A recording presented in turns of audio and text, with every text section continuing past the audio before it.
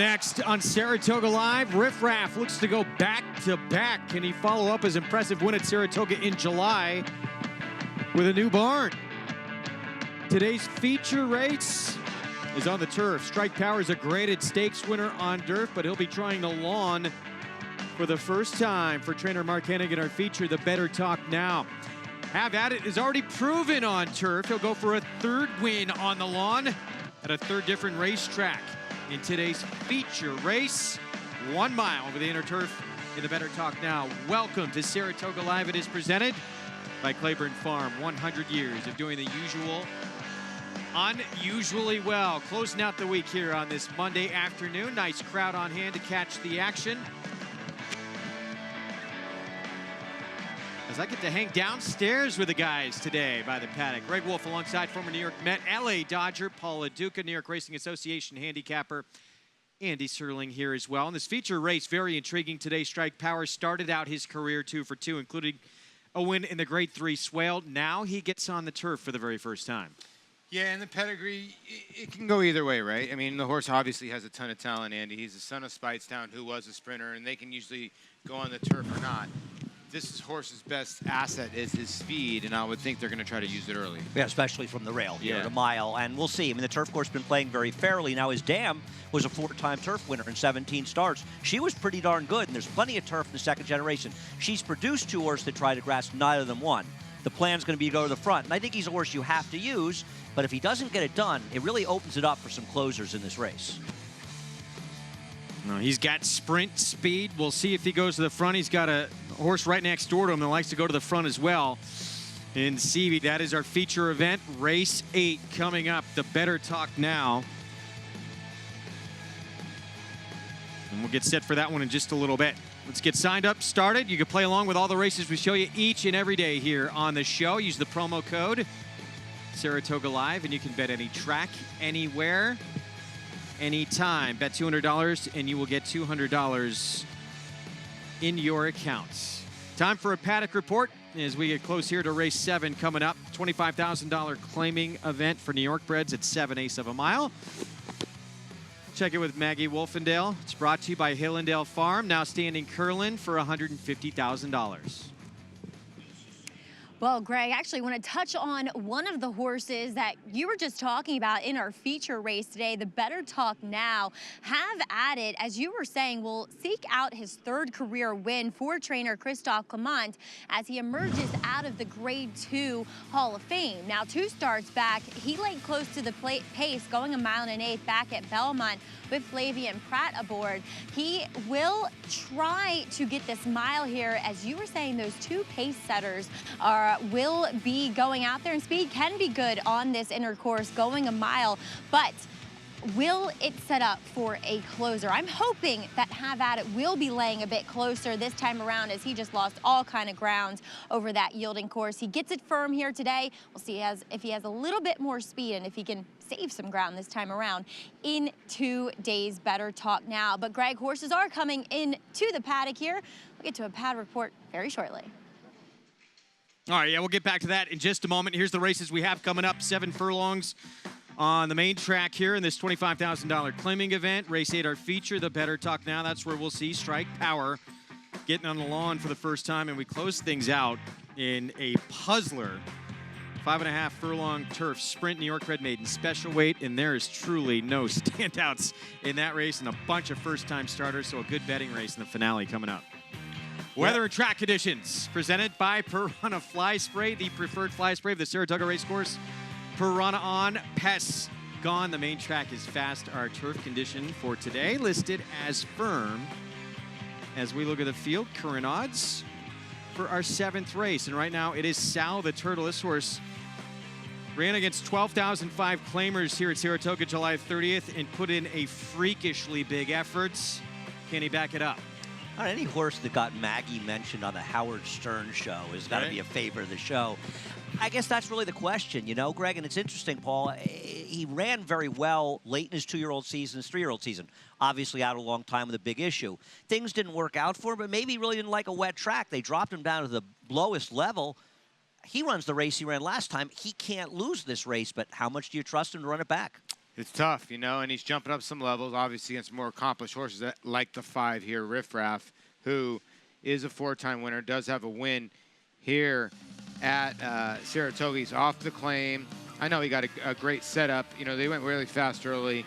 Will he get the same setup today? That's really a question. Obviously, you've got a closer with him, and you've got the speed with Sal the Turtle, who figures to face a little pressure from other horses, 4 Pops on the inside and the 7 horse towards the outside. Love That Jazz. The track seems to be playing fairly. We saw a horse wire the field in the dirt early, but we saw Celtic Chaos come from dead last to win a race. So it feels like it's playing fairly for him. The question with Riff Raff is, why do you claim a horse for $40,000? He runs a huge race, and then you run him right back for $25,000?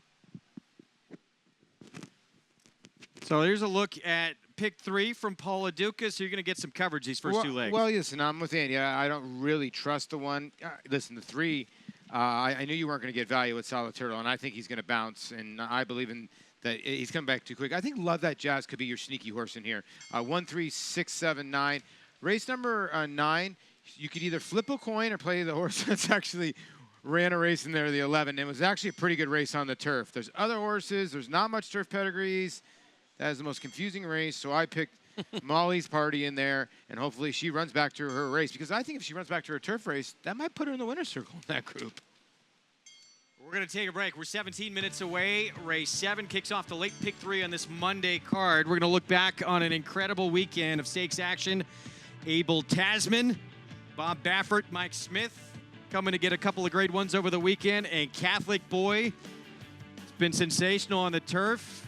Might be even better on the dirt after his run-happy Travers victory. We'll take a look back next.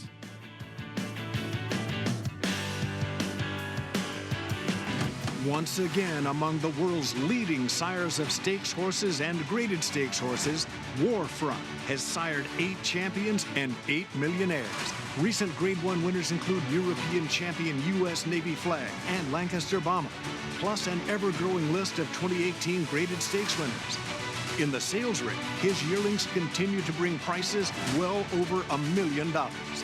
International Super Sire Warfront, standing at Claiborne Farm.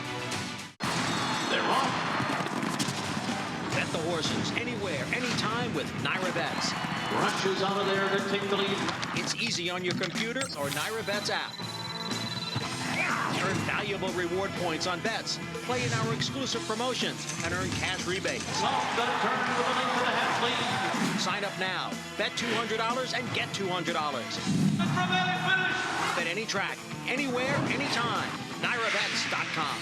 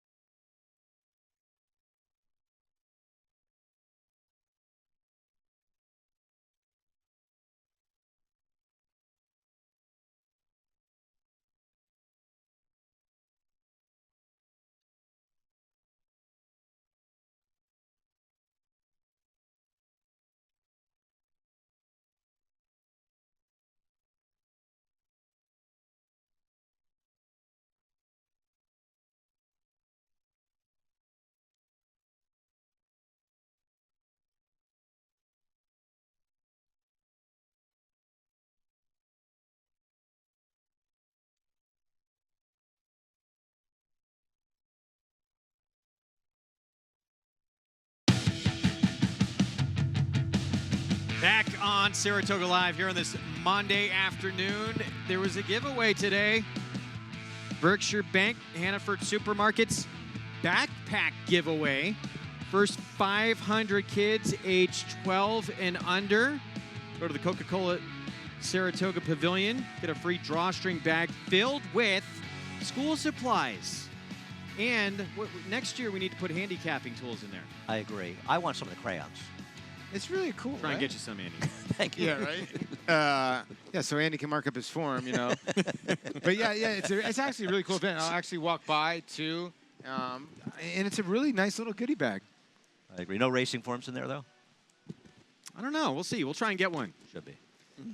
Here's a look at Sal the Turtle as we get set for the 7th race coming up. So this is the horse that just ran lights out back on July the 38th. 98 buyer, wins by 4.5 lengths. for Steve Asmussen with Ricardo Santana Jr.? Can't explain it. I mean, listen, I understand there's some races that you can go back to and you can explain a tiny bit of it, but not off the other two that he'd run.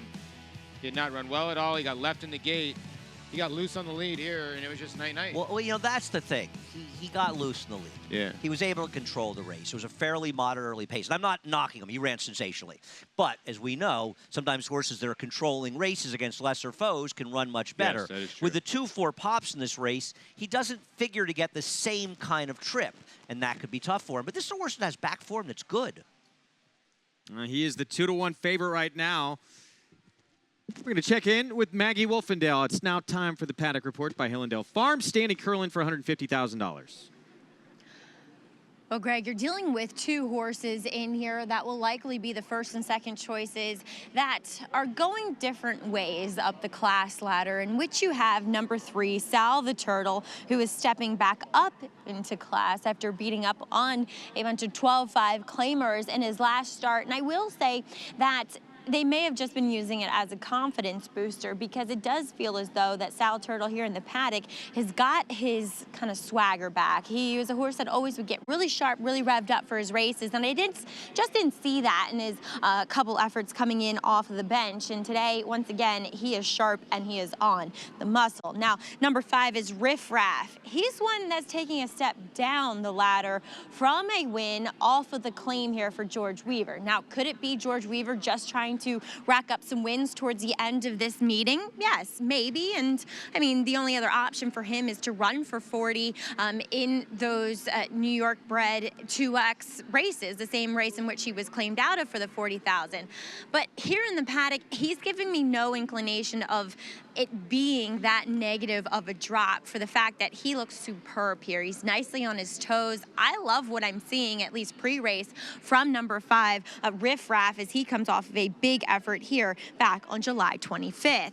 Next, we'll check in with the outside runner, another one coming in off of a win with number 9, Fleet Irish, as he'll be searching for his 3rd win in a row for trainer Rob Falcone this time around. And if things do get hot up front, look for Fleet Irish to be coming late. And he's a horse that sometimes had the propensity to get a little wound up. He has not done that here today. Yes, he is going to have to, be successful going the 7 furlongs. He's a horse that in the past may have wanted a little more ground, but I'm okay with it. He just looks sensational here for his connections. And I think Fleet Irish is one that is just on the right track, Greg. I like him a lot today. He's on a roll. He's won his last 2 starts. Wide trip last time out. He still got up to get the job done. You don't like him? Ooh, I hate him. He took advantage of a racetrack that was playing for balcony closers. I sense a drink bet here. I'll go horse for horse. I'll take a horse at a bigger price. I'll take the 7 in here. Number 7 horse, bigger price. Love that jazz. I will absolutely take that. Let's play for 7-ups. 7-ups it is. Can I get Dr. Pepper? Or Fresca. Trying to stay off soda. Fresca. Fresca for Andy. No Manhattans. There's a look at him. Trying to win a 3rd in a row in here. He did win on this track. It was labeled a good surface back on August the 5th. And Kendrick Carmouche was aboard for that one. He's back aboard today as we take a look at the 7. And there's a horse that Andy will go head-to-head with me on. Love that jazz for Michelle Nevin. Turf to dirt today. Listen, it's Michelle off the claim. I'm looking for a price horse to bet with you, and he was my long shot play. His form's a little dubious lately, but Michelle Nevin off the claim, Paul. I love that angle. Yeah, I actually was trying to talk Wolfie into this horse when we were talking earlier, that I think that this Ridgeling has a little shot. The reason why these horses are getting claimed for 40, Riff Raff and Love That Jazz, and then there's a spot for 25. Now, if they win the race at 25, the purse is 50. You basically get 30,000, so now you get 55. It's basically a quick $15,000 turnover if Riff Raff would win this race, because he's going to get claimed out of the spot. But then if he doesn't win, exactly. It's a loss. And his owner, Randy Hill, wants to get in the winner's circle at Saratoga, but still, drop downs and favorites. No, I hear you. Call to post. There's Sam the Bugler as we get set to see this field on the track. We're going to start things off with Stubborn Bourbon in a moment. And this horse has some races that definitely fit with this group here, and Rudy's going to put the blinkers on this afternoon. He has the meet's leading rider, and Irad Ortiz Jr. It just feels like he needs a lot to go right. I mean, he got beaten by 5.5 lengths by Riff Raff last time out. What's supposed to be different today? 9-2 on Summer Bourbon. Here's 4 pops, and he could be pressuring Sal the Turtle early on. Rich Schosberg trainee. Yeah, a lot of people betting against a 3 are hoping that Mike Luzzi will push the Son of Soaring Empire early. Sal the Turtle, was it too good to be true a performance, or can he follow it up? Trained by Steve Asmussen. That's the million-dollar question, Greg, and if he follows it up, he's going to win. He does have back races that say he's not impossible to do that. Big price here on Mission Command. Javier Castellano, and it's Chad Summers off the claim. This is a horse that won an off-the-turf event a long time ago and a turf race. I just don't see it here off the claim coming from way out of it. Riff Raff, the 5, Luis Saez for George Weaver, just claimed. If you trust him based on the claim and drop down, then he's the horse you want to bet on. He is the horse to beat, in my opinion. Seems to consistently run his race as well. Here is Blue Belt, another long shot for Rudy Rodriguez. Comes in from Finger Lakes. Yeah, very rarely you'll see Rudy Rodriguez at 35-1. This horse got a race at Aqueduct that can compete here, but that was a long time ago beating Benevolence. Love that jazz. So Michelle Nevin off the claim, turf to dirt. Manny Franco aboard. Michelle Nevin is a sensational trainer who has very good numbers off the claim. I think she has a chance to improve this horse back to his best races. Will they be good enough? 14-1 on this one right here. Lucky Lou Pal for Chris Engelhart comes in off 3 consecutive wins at Finger Lakes. Yeah, like you said, looking for 4 in a row, but those were 95 cents on the dollar, 45 cents on the dollar, and 25 cents on the dollar. So, but in a reasonable spot. Has to step it up, though. And Fleet Irish, he's looking for 3 in a row. Kendrick Carmouche aboard. He was aboard for the win last out. Took advantage of a racetrack that was very favorable to outside closers last time out. His form looks better on paper than it actually is. So 7 minutes away from our 7th race coming up. Right now, the favorite, Sal the Turtle. For more on this one, let's go to Maggie Wolfendale. Here we go. Yeah, exactly. Here we go, guys. Well, if you don't know who Sal the Turtle is, the 2-legged version is right here. Sal Governale from the Howard Stern Show. I mean, I've talked to you before, but Right. Jeff Bloom named this horse after you, That's right. and he's the favorite here. Is that because you're here? Sal the Turtle is the favorite. I mean, I can't believe it. For once in my life, I'm at a loss of words. I mean, my horse is the favorite thanks to Jeff Bloom and Bloom Stables. I'm so excited. You know what I think it is? I think it's just like the power of positivity. It's just the vibes and the goodness. Some people bet on names, some people bet on numbers. We bet on love. And Sal the Turtle is all about love. He's got a lot of spirit. He has a lot of heart. He is what I consider to be our modern day Seabiscuit, you know? Oh, that's a lofty comparison, I'd say. Well, I just saw the movie yesterday. I'm just catching up on my horse stuff, you know, my horse history. Yeah. I know a little bit about its Secretariat, then there's Seabiscuit, and I'm thinking to myself, then there's going to be Sal the Turtle. He's awesome. He's a ton of love, and I couldn't be happier to be here at Saratoga and be a part of NYRA. It's really an honor and a pleasure. I was going to say, about a month ago, you were out at Del Mar singing the Bing Crosby, the little ditty where the surf meets the turf. Yes. I want to know, Sal, can you sing our little ditty, which is the Billy Joel song, New York State of Mind? Step aside, babe. You might faint. Uh-oh. I'm in a New York state of mind. What do you think? That's good. Now you that got to good? give me my bike back, though. That was scary. I was a little nervous about that. But, Sal, I love Billy Joel. it's great to... Go ahead, speak. Well, I was going to say, it's great to see you here at Saratoga. It's great to see you. It's great to be here. The people are awesome. The fans are awesome. I want to thank Bloom Stables. I want to thank NYRA for making me a part of this. And I want to thank, most of all, you, the sexy cameraman right there. That nobody gets... Turn that camera around. You guys got to see what I'm looking at. Ryan is, like, the most awesome cameraman. He is quick on his feet, I have just a name like for you. Uh-oh. Win, place, and showtime. He's unflappable. Anyway, All right, he's I sexy. gotta Anyway. like chain this to myself here, guys. But Brian, he's unflappable, just like you. And thank you. And so are you. And it's a pleasure to be here. Go Sal the Turtle and go all the horses. I love all the horses. They're all great. They're all amazing. They all make me feel good. Everyone should be involved more in horse racing. It's a great family pastime. It's great fun. And go Sal! And wait, hold on. Just as we throw it back over to Greg, I gotta give a baba. Bowie. Boom. Back to you, Greg. Take it. To quote the movie Stripes, I got to party with that guy. I know, right? He's having fun out here. Yeah, he's not really. He's not betting sprites. Right? Yeah. Something tells me you're right. There he You is, gotta having a love the great passion. time. He's making the rounds. Was Yeah. it Del Mar? Now he's coming to Saratoga. He looks like he's doing it right. We'll see if Sal the Turtle, 5-2, second choice. Is he circling? Right now. Is he circling the wagons? Is that what's going on right now? Circling the Or he paddock. ran from Del Mar to Saratoga, actually. Oh no, we have a man down in the paddock. So here's Sal the Turtle, 5-2. What do you think? I mean, He's a Hayes, player. you think he's going to be on the engine again as well today? He has to be. But 4 Pops has to go Oh, one, inside true, of him. true, He's true. pretty quick, and Mike Leslie's going to go. That doesn't mean he can't stalk and win. He's done that in the past. But, I mean, he can step back a little bit and still win. He's just got to hope the Riff Raff doesn't run his best race. If Riff Raff doesn't show and he runs well at all, he's going to win.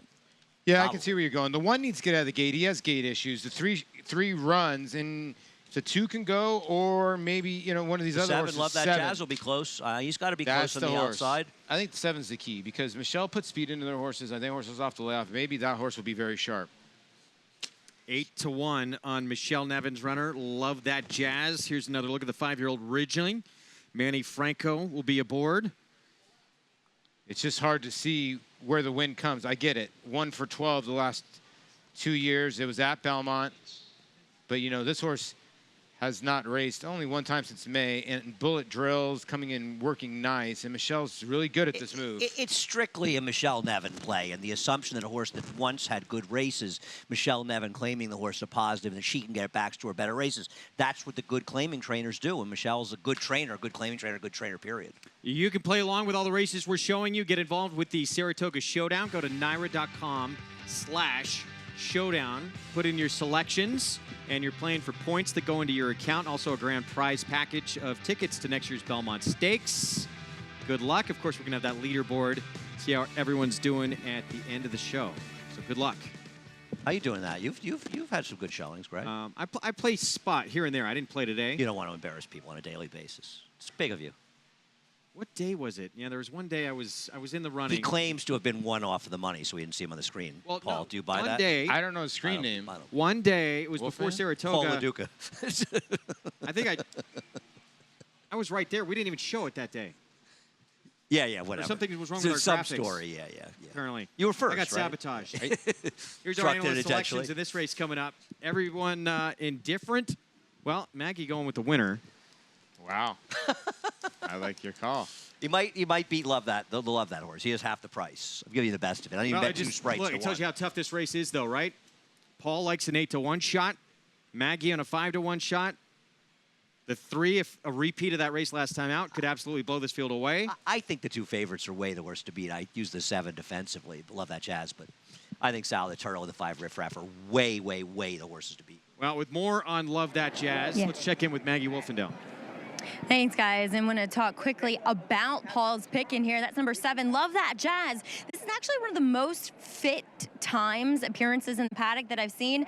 And 2, this is purely a Michelle Nevin kind of change, but you will see that when horses go from different trainers and ones that have higher percentages. And so Love That Jazz is really fine-tuned, I think, for this effort, first off the claim. The problem I have with him is the 7/8 distance. He just is obviously unproven for it. He doesn't appear to be that bigger type that can kind of get that extra ground. So I'm just a little bit nervous about that, but no doubt Michelle could definitely move him forward, guys. All right, we'll see. Yeah, has not tackled this 7/8 prior in his career. That's the other thing I liked a little bit about Fleet Irish. 3-time winner at 7/8. Can't hurt. Obviously, the race got to set up for you, though, to get it done in here. But we'll see. A question mark, and certainly a barn, as you guys both mentioned, that can move a horse up. Well, Weaver's got 2 horses in here, right? Oh, it's Robert Falcone, excuse me. No, I'm You sorry. stepped I was in. talking about Fleet Michelle Irish. Nevin. Oh, Michelle Nevin. Yeah, I mean, I agree with Maggie about the 7. There's a lot of reasons with the 7. The distance, but also his recent form. To me, he's the pricey backup I wanted to use. I feel that one of the favorites is likely to win. We'll see if it happens. 2-1 favorite. Riff Raff to 5. George Weaver off the claim. Been remarkably consistent of late, trying to pick up his 5th career win, but could Sal the Turtle repeat what he did back on July 30th here if he can? This race could be over early. Let's send it upstairs to the voice of New York Racing for the call and the load here of the 7th race. Larry Colmus. Here's Sal the Turtle moving into the starting gate with Love That Jazz. He'll be followed by Mission Command. and Lucky Lou Pal. And Fleet Irish will be the last one. Fleet Irish coming up.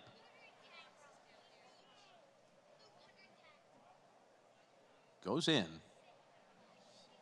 They're all in line.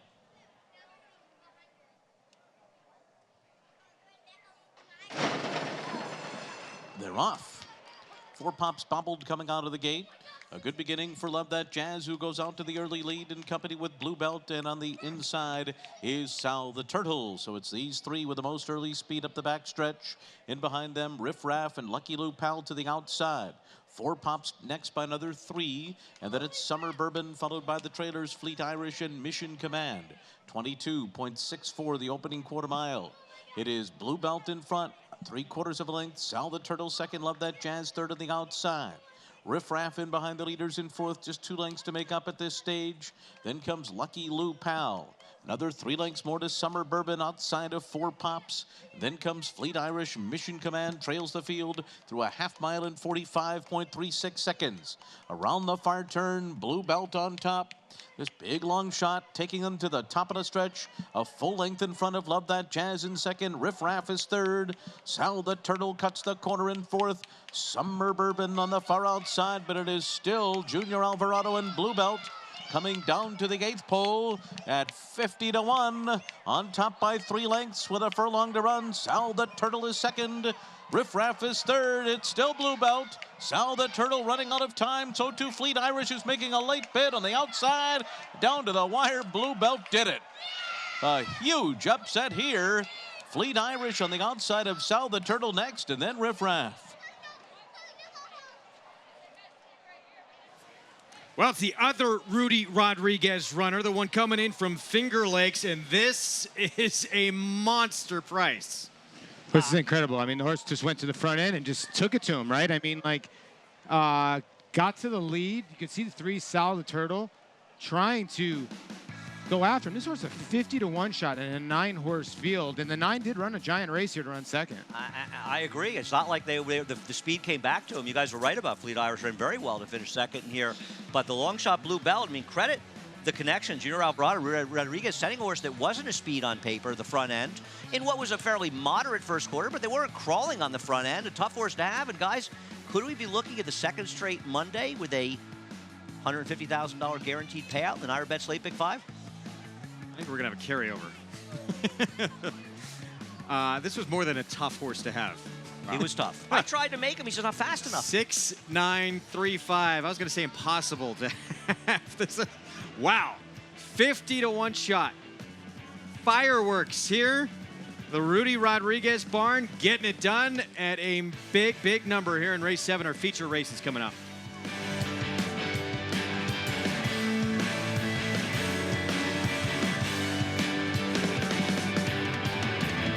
His record-breaking accomplishments on the racetrack paved his way here to the Stall of Legends. Now retired to stud, we welcome the dawning of a new era as this esteemed champion hopes to stake his claim to immortality. His blazing speed and striking good looks have been passed down to his remarkable first foals. Foals that will carry the flag of their famous father and one day hope to break records of their own. Medication-free and undefeated in sprint competition. Run happy, standing at Claiborne Farm.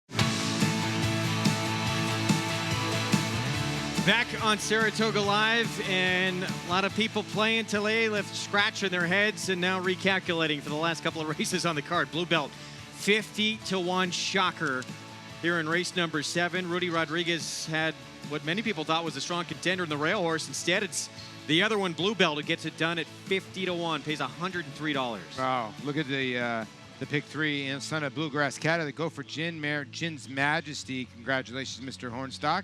And like you said, Junior Alvarado. Rudy Rodriguez has 66% of that pick 3. That pays $2,500, and that's the first 3 races of your NYRA Late Pick 5. All right, let's check in with Maggie Wolfendale.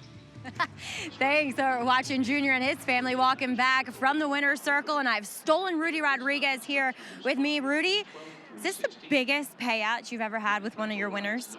I'm not sure. We got to take a look. I don't know. You got to go back in the history book. Yeah, probably this is the big one, but thank God we got it done for the owners, and we just took a chance and it worked, you know. It did. This horse had been running at Finger Lakes. What did you see that maybe he could be successful here, especially going to 7/8? I mean, this is a horse that had speed going 2 turns, and all of a sudden he's beating other horses out of the gate and setting the pace and running away with them here. You know, I don't know what it is with Finger Lakes, but every time I take horses to Finger Lakes, they come back to Saratoga and run big. Yeah.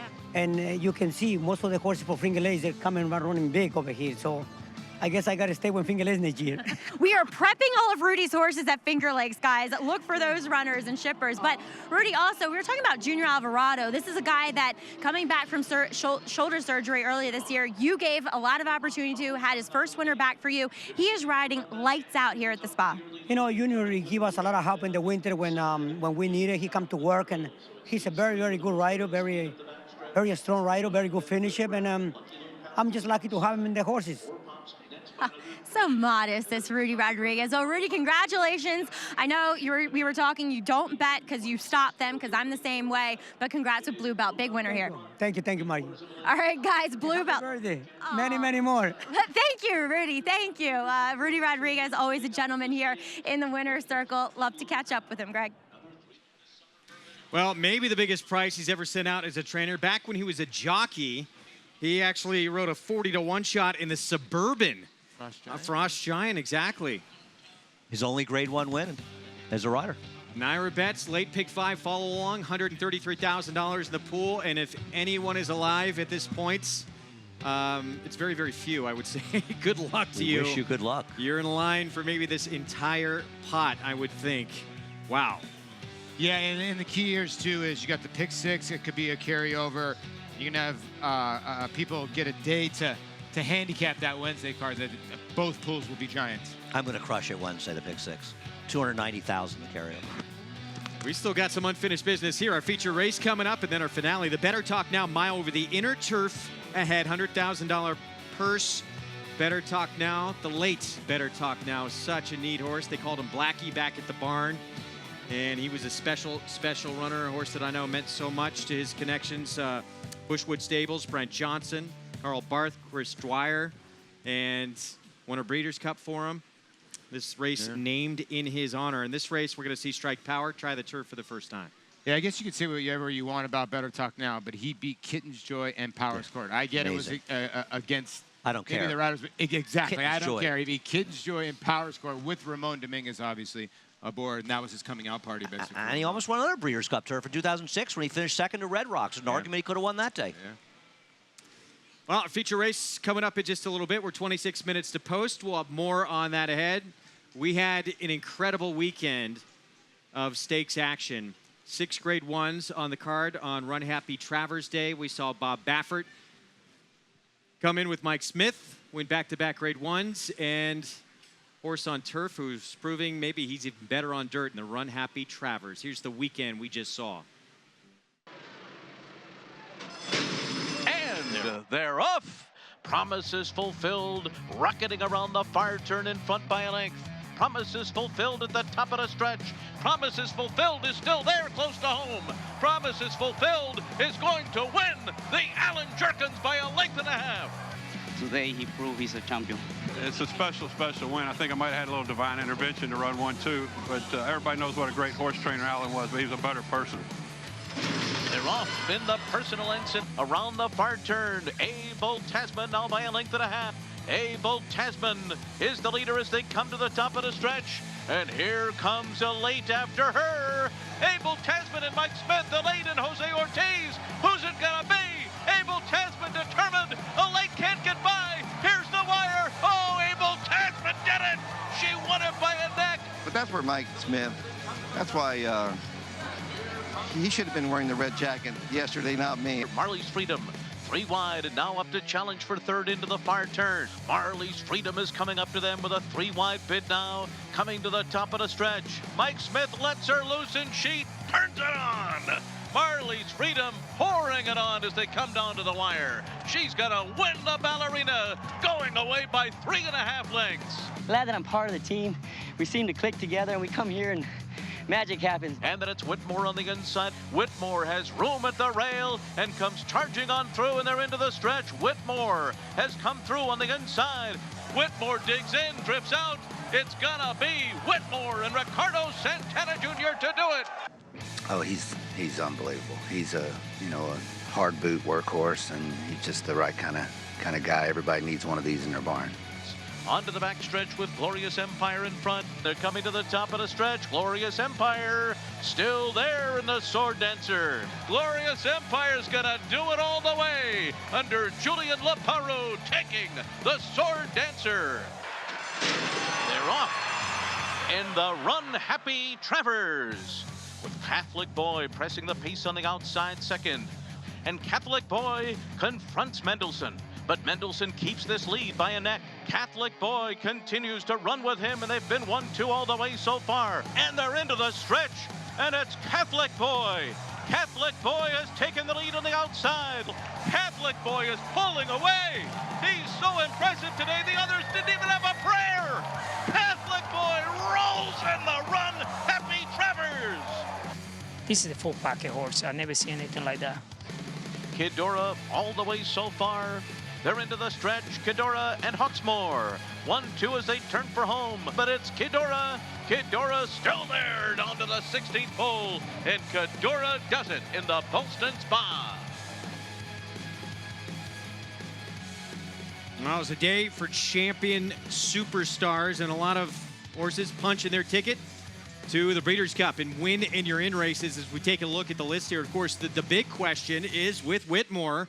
It was a win in your in for the Breeders' Cup Dirt Mile. Of course, they seem to be leaning more towards this sprint. Next, they're likely going to go to the Phoenix at Keeneland. That would be a win in your in for the sprint.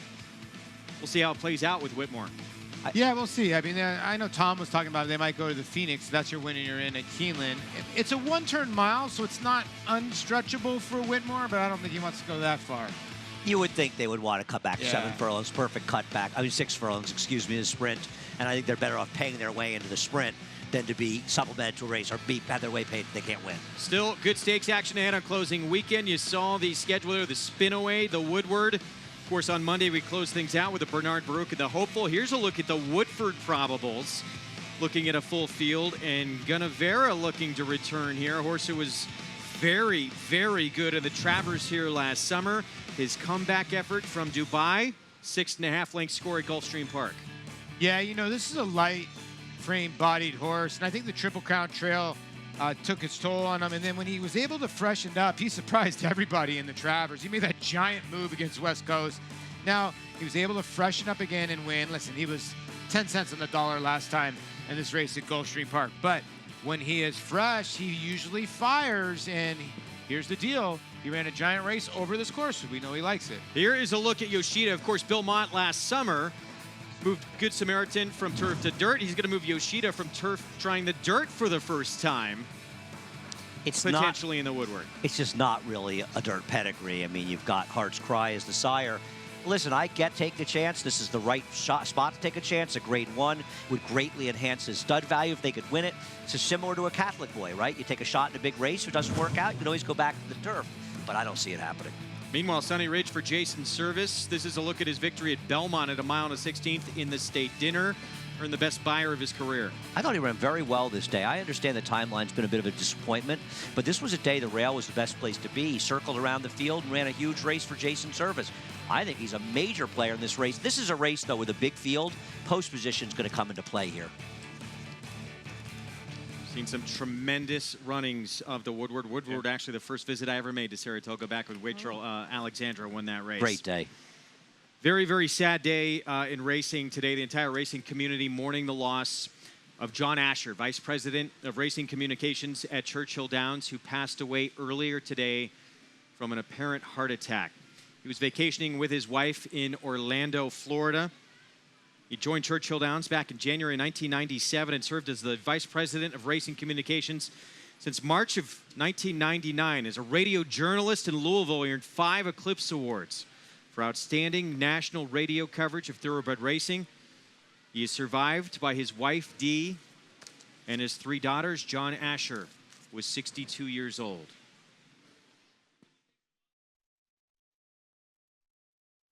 Switches back to the outside. Exaggerator down to the 16th pole, but Exaggerator has turned the tables. He has won the Preakness. He has won the Travers over American flag. Irish War Cry has won the Wood Memorial.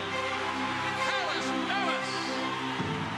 Good Magic's gonna win his first race, and he's gonna do it as the Breeders' Cup Juvenile. They're off. Bet the horses anywhere, anytime with NyraBets. Rushes out of there to take the lead. It's easy on your computer or NyraBets app. Earn valuable reward points on bets. Play in our exclusive promotions and earn cash rebates. Sign up now. Bet $200 and get $200. Bet any track, anywhere, anytime. NyraBets.com.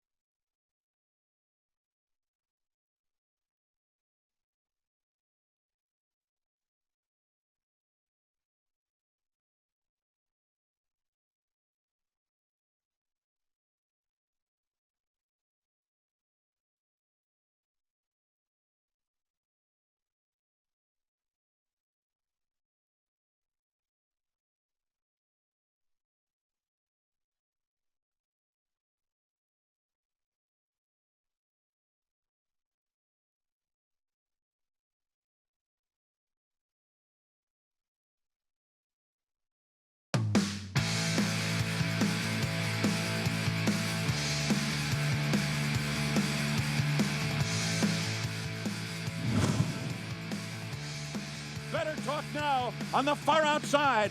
1 furlong to go. Balto Stars under the whip. Request for Parole takes the lead. Request for Parole in front. But here comes Better Talk Now, who surges past to take the lead. Better Talk Now under a brilliant ride by Ramon Dominguez. Better Talk Now. Ramon Dominguez aboard. That was his first Grade 1 win in New York, Ramon. This was not an easy horse to ride by any stretch of the imagination. He only had 2 wins in his 2004 campaign. This race and the Breeders' Cup Turf, right? you'd see he had that extension blinker. He had issues lugging in, lugging out, and he was a tough horse to ride. But if there's anybody that had the softest hands in racing, it was Ramon. Better Talk Now, our feature. It's coming up next. 1 mile over the inner turf. It is Strike Power, turf debut. 3-1 favorite right now. Seems like an awfully short price, of course. We don't know how to handle the grass. He does have some pedigree, draws well inside. But even as the main speed here, I mean, he's not supposed to, at least on paper, just have an easy lead here. There's some other horses with speed, and there's some other horses with talent as well. Well, we talk about this all the time. Do you really want to take a favorite doing something for the first time? You know, I get it. Like you said, the pedigree's there, the talent's there, but never been on the turf. And as you see, Javier Castellano isn't coming out giving some autographs to the kids. He's going to be on Karat, is an intriguing first-time turfer as well for the Tom Morley barn that's having a very nice weekend. Well, he's a full this horse to a horse that you're very familiar with, Paul. Midnight Storm, a California horse, won $1.2 million on the turf. Yeah, for Phil Diamato, you're taking a look at the big white face of Have It All and Christophe Clement. Now, you can make an excuse. This horse did not like the yielding turf course last time, did not get out of the gate, and might be more tactical today. I agree, but let me say something else. And I think in some ways you could say he's the horse to beat. Let me ask another question. We saw Admission Office win here the other day, the horse he beat 2 back at Belmont. And I think a lot of us thought he was very good. Now, he won. I thought it was a pretty workmanlike win. In some ways, I didn't think it really flattered Have It All as much as I thought it might have at the time. Is that fair? That's fair. Then he came back to lose the Raging Bull, who's But nice. the softer turf, as you said. The softer turf, like you said. The Raging Bull's really nice. Time for a paddock report. We're going to check in with Maggie Wolfendale. It's brought to you by Hillendale Farm, now standing Byron for $15,000. Maggie? Thanks, Greg. And we'll check in with the inside runner. Who is your favorite? Trying the turf for the first time. That is number 1, Strike Power, in this Better Talk Now. And look, I've always been a fan of this horse physically. He carries his weight well. He's handsome. He's well balanced. And in regards to trying the turf, he is the son of Speightstown. The dam, as we heard Andy saying, was proficient on the turf. But she hasn't thrown anything that's been turf runners. What I will say about him is that he does have a bit of a turf hoof. I always like, though, with my turf horses to have that kind of bigger overstriding walk. And this horse does not overstride at all. Overstriding is what I'm talking about, is their front hoof print will be eclipsed and their hind will step in front of it. He's not even doing that. The hind is meeting up only to the back of that front hoof print. It's just something I look for. It's just one other thing that I try to be cognizant of here in the paddock and horses trying this dirt to turf move. As we'll move on to the other likely speed horse in number 2, CV in here for Kelly Breen. He's coming off of a layoff dating back to February, and he was pretty sharp and keen here in the paddock when he first came in. He settled down a bit since being saddled, and while he looks extremely fit, the front bandages go on, and that's one other thing I don't love to see with turf runners. Now, moving on to number 5, that is Rose's Vision, a horse that when he has gotten firm turf and gone a bit shorter, he's won both of those starts going back to Gulfstream and Keeneland of earlier in this spring. And this guy is a smaller, more compact type of runner in that I love this mile distance for him. I think it suits him quite nicely. He carries his weight well. He's very healthy, and you're getting a very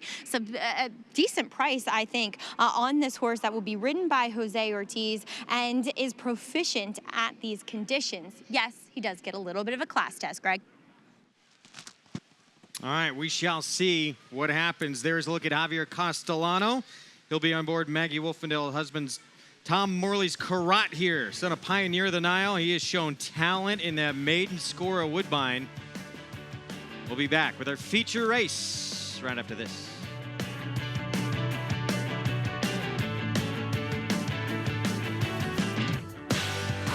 They're off. Bet the horses anywhere, anytime with Naira Bets. Rushes out of there to take the lead. It's easy on your computer or Naira Bets app. Earn valuable reward points on bets. Play in our exclusive promotions and earn cash rebates. Sign up now. Bet $200 and get $200. Bet any track, anywhere, anytime. NairaBets.com. This proven son of Giants Causeway has sired 4 millionaires, including Claiborne Farm stallion Lee. Recent top runners include 4-time graded stakes winner Miss Sky Warrior, 3-time graded stakes winner Sharp Samurai, multiple stakes winner Bal Harbor, and Dubai Group 3 winner Shamal Nibras. Last year, his 2-year-olds sold up to $540,000, while his yearlings fetched up to a whopping $575,000. First Samurai, standing at Claiborne Farm.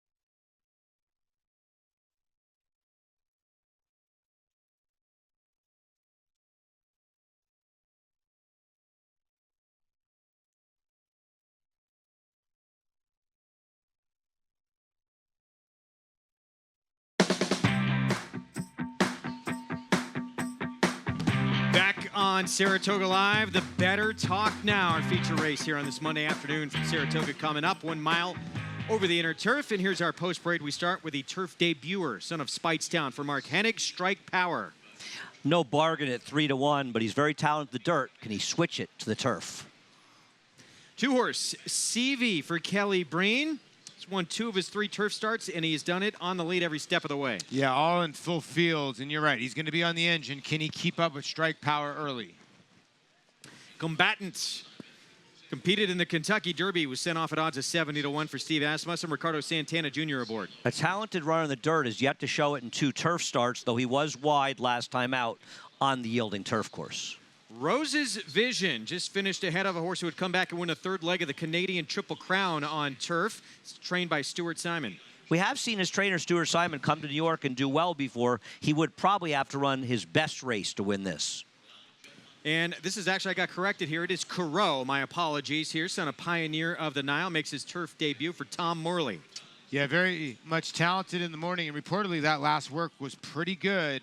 And you're getting 5-1 with Castellano aboard. Have at it for Christophe Clement, coming out of a grade 2 on a yielding turf that he seemed to struggle over here at Saratoga. We'll give him that excuse. He was wide as well in that race, and his prior race gives him a chance. Irish Territory, part of a pair of runners in here for Bill Mott, Junior Alvarado aboard. And puts the blinkers on, sort of a good race, bad race, good race, bad race. He's ready for a good one, and when Mott puts the blinkers on, it usually means business.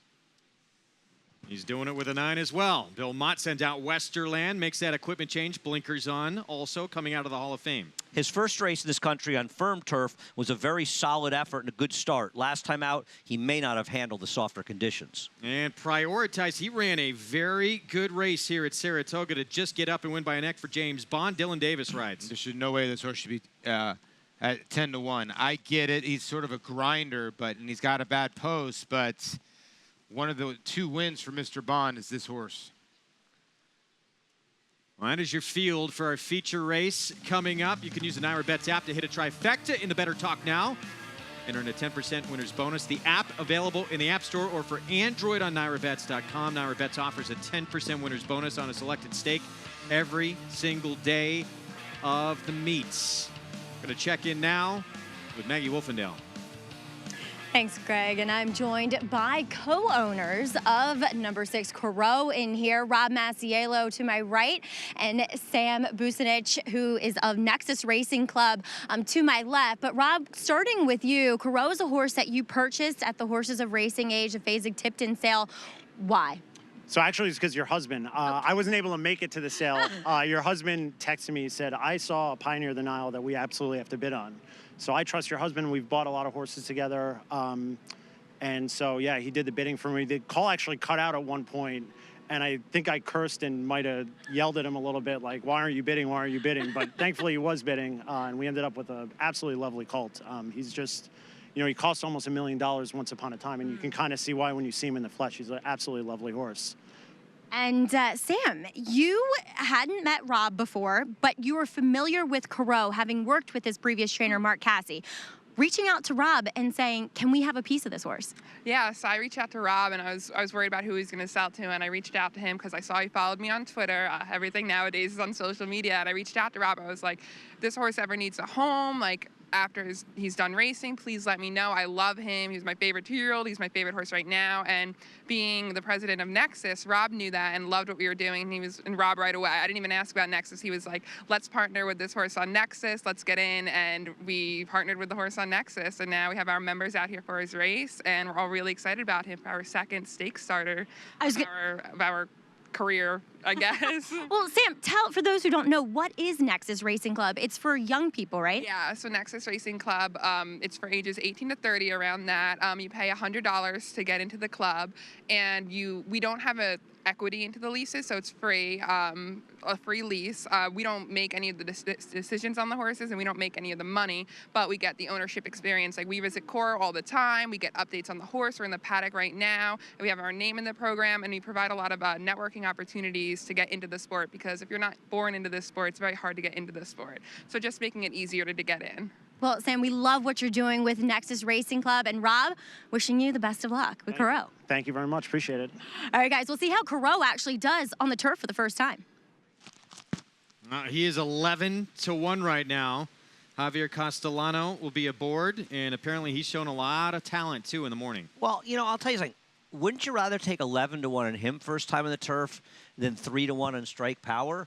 Considering he actually, arguably, Carreau has a better pedigree for the grass, being a full to Midnight Storm. Doesn't mean he's going to like the grass, but at least if you're gambling with him to like it, and you've got a horse going to pay a big price. Yeah, he's obviously been a looker in the morning. He's been bet each 3 of his 4 starts, and when you win at Woodbine and 122 and change, you're running a little bit. So the 6, I feel is a little bit of an overlay here at 10-1. But again, this is a wide open group of 3-year-old colts and geldings where, you know, Trip's going to be a lot. Now, you look at the 9 Westerland, and Bill Mott, when he puts the blinkers on turfs, non-mains the last 5 years, it's 26%. Like I said, he just puts them on in general. They're just good stats. Irish Territory is the same situation, actually, also for Mott. Now, I like Westerland this race, and admit he's a bit of a shot, but he's a price. My feeling is they shipped him over here. Now, a lot of times they ship because they want a Lasix, but also they ship because they want firmer turf, because you don't get it as much in Europe. He ran a firm turf the first time, and considering he was wide behind a slow pace, I thought he ran a respectable race, first time in the country off a 9-month layoff. He ran behind Raging Bull. He obviously didn't run his race last time and didn't handle the softer going. Now he gets the blinkers on, and I'm hopeful today he'll run his race. I think if he runs his race, he has a chance to win this at a price. I don't love him in here, but I think at a price, he's a decent chance. So Irish Territory, the 8, Westerland, the 9, both for Bill Mott, both making that equipment change. Blinkers on as we get a look at Strike Power again, trying turf for the first time. He's remained the favorite throughout the wagering here, and you would expect to see him forwardly placed. He started out his career back-to-back wins, including a win in the Grade 3 Swale that sent him on the road to the Kentucky Derby. But he's the old Harvey Packism that you were quoting, Paul. Don't bet a horse as the favorite, trying to do something he's never done before, and he's overbet because he's stake-faced on the dirt. This is a totally different animal. And I think people are seeing promises fulfilled in his PPs. So what have you done for me lately is a big part of why the one's your favorite. Good point. That was when he faced him back in the Amsterdam. Of course, promises fulfilled. Came back and followed that up with a lights-out performance in the Ellen Jerkins. Our feature race, The Better Talk Now, is coming up next.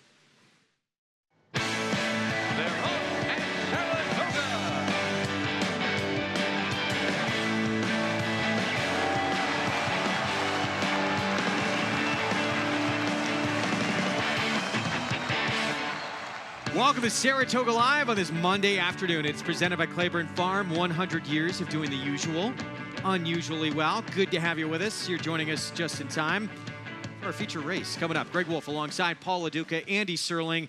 We have a good one coming up here in this Better Talk Now. A lot of intriguing storylines and ways to go. There's no true standout really in this race, and the horse we've been talking about a lot to set this up, the horse on the rail, who still is our favorite. That price keeps getting lower and lower, down to 5-2 right now. Strike Power in his turf debut. We want to bet against Strike Power at 5-2. He's going to probably go to the front and try to wire the field. He might do that, but he also may have some pressure up front, and who knows if he can handle the surface, Paul. No, it's the truth. Listen, you don't know if his speed's going to transfer to the turf. You make a great point, and if it does, a lot of these horses are in trouble. But you just don't know. Plus, he's got to go around 2 turns, and he's only had 2 races. The last time he went around 2 turns was the Fountain of Youth. He was behind, promises fulfilled. He's been behind him twice. People are seeing that. But this is a totally different surface. Another horse who has done his best work on dirt, Combatant, the 3. Graded stakes placed. He, of course, was in the Kentucky Derby at a huge price. With more on the 3, let's go to Maggie. And guys, you want to talk about a horse that obviously does have some turf pedigree, being a son of Scat Daddy as well on the bottom too. And this guy has a massive turf hoof, Combatant here. And I'm willing to forgive him for his second start on the turf. It was a bog, Raging Bull, handled it. He's a really nice runner for trainer Chad Brown. And Combatant, to me, and 2, going back to his first start, how many times, no matter what, if it was a surface change or not, do we see Steve Asmussen's horses just automatically get better in their second starts if they proverbially need one? I like this runner. I think he looks fantastic heading into here, and he's got a firm turf course to strut his stuff and see if he actually is a turf horse, Greg. Maggie, thank you. 6-1 here on the 3, Combatant for Steve Asmussen as they load up. It is Strike Power, though, the 1 horse. Mark Hennig, John Velasquez. First time on turf. He is your favorite, and he should be showing early speed out of that 1 post. Let's send it upstairs to the voice of New York Racing for the call of our feature. Here's Larry Colmus. And here is Prioritize and Dylan Davis, who take their position in the outside stall. They're all in line. They're off in the better talk now, and CV is sent out of there with Strike Power. These 2 out for the lead together. Corot came out running in 3rd. Have At It is 4th on the outside. Then Westerland going up outside of Rose's Vision. Prioritize, Irish Territory, and Combatant is last as they make their way into that turn, where CV leads the way. Corot is 2nd. Have At It goes up on the outside. Strike Power will sit 4th and laid 2 lengths off this pacemaker to the backstretch. 24.17 the quarter. Then Westerland, Rose's Vision, Prioritize on the outside. Irish Territory is 7 lengths behind. Combatant trails 9 lengths off of front-running CV, who heads them up the backstretch in front by 3/4 of a length. Corot on the outside 2nd. Strike Power is 3rd inside of Have At It. Then Westerland, who's 5th in behind them. Rose's Vision, Prioritize on the outside. Irish Territory still about 6 lengths behind, and Combatant the trailer through a 48.49 half mile. Racing for the far turn, CV all the way so far. In front, the length and a half. Corot's 2nd. Have At It goes up on the outside 3rd. Strike Power comes under pressure at the rail. Then Westerland, splitting horses, needs a way through as they come toward the top of the stretch. On the far outside, it's Prioritize. CV turns for home with the lead here. On the outside, Have At It. Charging through his Rose's Vision down toward the inside. These 2 move past CV now, and coming from the back of the pack are Prioritize and Combatant on the far outside, but it is Rose's Vision up the rail. And Rose's Vision is going to do it in the better talk now over Have At It. And then it was Prioritize and Combatant. Rose's Vision trying to find room down on the fence and gets up for the victory under Jose Ortiz. Well, tail of 2 trips here. Have At It to 7. 4 wide on the first turn. 3 wide around most of the racetrack. And the 5 got the rail run, Andy. Boy, I'll tell you what, money was smart here, 5-1 on this horse. And this was a sensational ride, no doubt about it. Have It all at it. We had a tough loss here because he was 3 wide chasing the whole way. It's a great ride by Jose Ortiz for the win. I wish we'd go back to the start of this race and just go back to the beginning of the first turn. Watch Have At It to 7. He tries to go up on the pace, and this might have cost him the race because what ends up happening is he really gets bumped out and is about 4 or 5 wide on the first turn. Then he's got to settle in the position. I'm surprised he hit the front end here, but then the 5 had a lot left. And watch this on the first turn right here. Watch the 7. This is where he loses the race. Now the 5 has got all the rail just sitting there. Now watch what happens with the 7 when we go to the tight shot. Literally getting bumped and floated out 5 or 6 wide. That's costing the race. No question about it. I mean, if you look at, we'll look at Trackus, 7 clearly covered a lot more ground than the 5, and there was a difference in the rides and the trips. No doubt about it, Paul. Rose's Vision, son of Artie Schiller for Stuart Simon, Chiefswood Stable, and Jose Ortiz picking up his 3rd win of the afternoon. He's riding very, very well. 5-7 10-3. Rose's Vision, now 3 wins and 8 tries on the turf, coming out of the Toronto Cup when he ran second as a beaten favorite. Gets a nice trip here this afternoon to get the job done at 5-1. We're going to take a break in the action. When we return, of course, still our nightcap to come. Prices from this one. The Better Talk Now and Rose's Vision's victory coming up.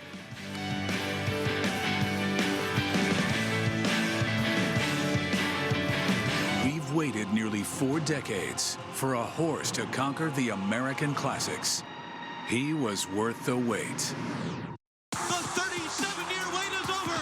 American Pharoah has won the Triple Crown. A Triple Crown winner, a Breeders' Cup winner, a horse of a lifetime. Standing at Coolmore America, home of champions. They're off. Bet the horses anywhere, anytime with Naira Bets. Rushes out of there to take the lead. It's easy on your computer or Naira Bets app. Earn valuable reward points on bets. Play in our exclusive promotions and earn cash rebates. Off the turn with a link to the half lead. Sign up now. Bet $200 and get $200. Bet any track, anywhere, anytime. NairaBets.com. How do New York breds perform? They win in world-class company. From Grade 1 races in Dubai, where New York-sired, New York bred Mind Your Biscuits won the Golden Shaheen for a second time, to Belmont adding to his status as the richest New York bred with a close second in the Met Mile. The Belmont Festival saw 2 more New York breds become millionaires, 4-star Crook in the New York Stakes, and world record-setter Disco Partner with a repeat victory in the Jaipur. New York breds, get with the program.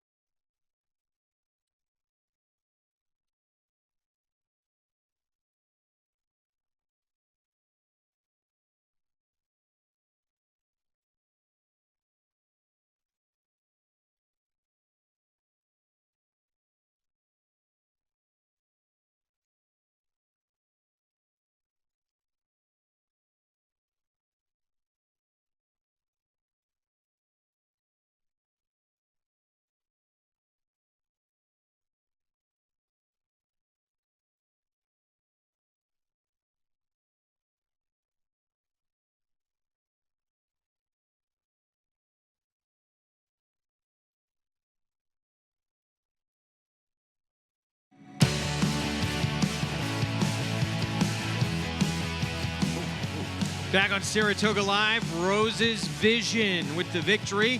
Jose Ortiz, his 3rd win on the card, wins for Stuart Simon and Chiefs Wood Stable. Yeah, congratulations. Good ride here by Jose. Artie Schiller, the Bernardini mare. Essential Rose for all you Bachelor fans. Bred in Ontario. Now 3 for 12 lifetime. Only 4 horses covered the Naira Bets late pick 5. 2 of them, the 4 Surge of Pride and the 6 Short Pool will result, I think, in a, well, if they bet through Naira Bets, they could be the guarantee. But only the 1, 4, 6, and 11 are covered. Here's the Naira Bets late pick 5 follow along, $133,000 bet into the pool. All double digits plus $103 runner. This has been incredible today. Well, carryovers with a lot of 6 of the 10.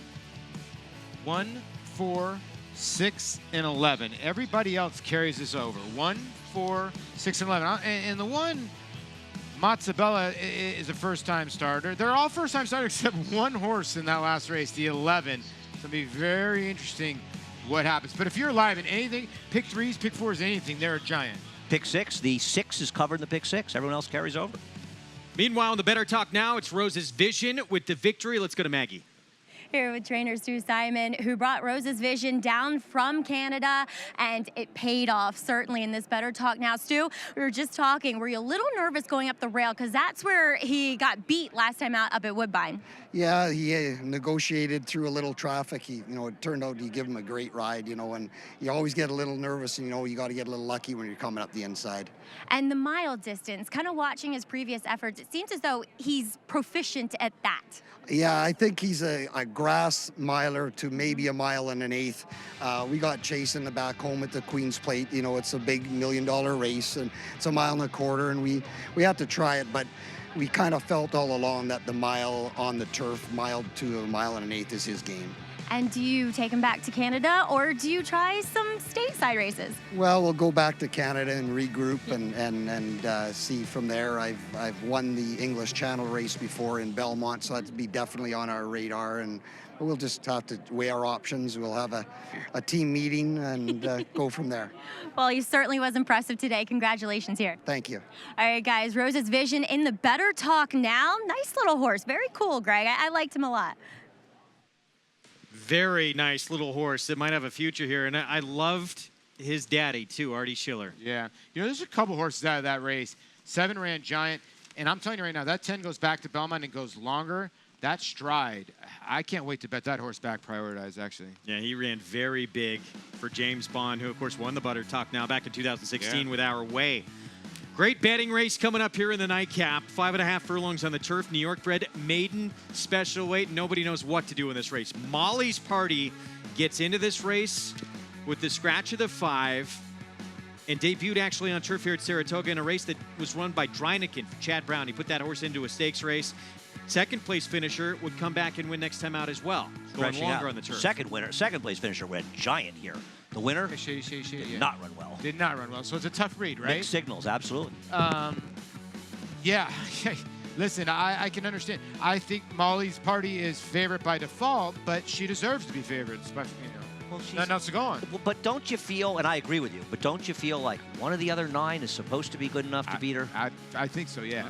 Turf debut was decent from her. Decent, but it was okay. Okay. But if anybody in here is a little bit better than just okay, they're going to beat her. And I just have to feel like one of them's supposed to be. Experience is a big edge. We'll see what happens coming up. It's going to be important to get our paddock report, of course, from Maggie Wolfendale for this field and get a look at the runners. Of course, our show brought to you each and every day in part by Run Happy.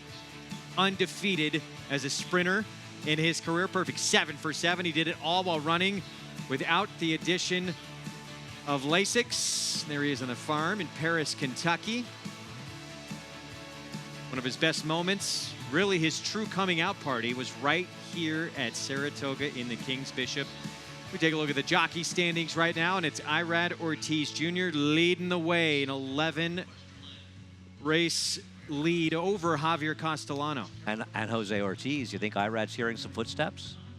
Can he make up 2 wins a day the last week? Well, he closed with a flurry last year. It was about the last week and a half that he started to make up a ton of ground.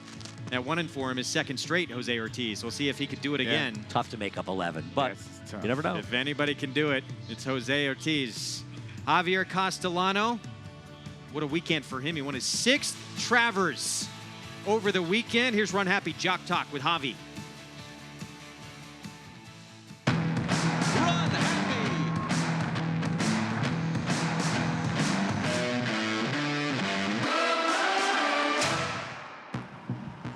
Akira Vigo Sape 2004 Breeders' Cup Classic. It was my first Breeders' Cup and my first Breeders' Cup Classic too also. And that time I started stop the lotto, and I think that's a kind of horse that put me in the map. My favorite part be jockey is the routine. I love the sport, I love the horses, I love the fan, I love the daily races. If you're born to be jockey, I love the sport, I like to ride it, I like to races. I hope I can do it forever. The little time I have, I try to spend the time with my family.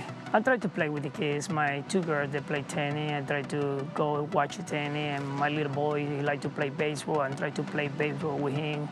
And try to take it to school and pick it all and do activities. And those are little time I try to enjoy with the family. I like to eat healthy. And I like to have a good dinner, and I like to have a good breakfast. I like to have a good lunch, and it's, I mean, something like vacation with the family, pool, beach, and good dinners.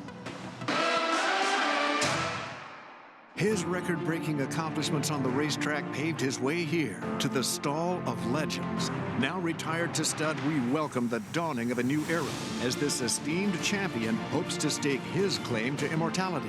His blazing speed and striking good looks have been passed down to his remarkable first foals. Foals that will carry the flag of their famous father and one day hope to break records of their own. Medication-free and undefeated in sprint competition. Run happy, standing at Claiborne Farm. They're off. Bet the horses anywhere, anytime with Naira Bets. Rushes out of there to take the lead. It's easy on your computer or Naira Bets app. Earn valuable reward points on bets. Play in our exclusive promotions and earn cash rebates. Sign up now. Bet $200 and get $200. Bet any track, anywhere, anytime. NairaBets.com.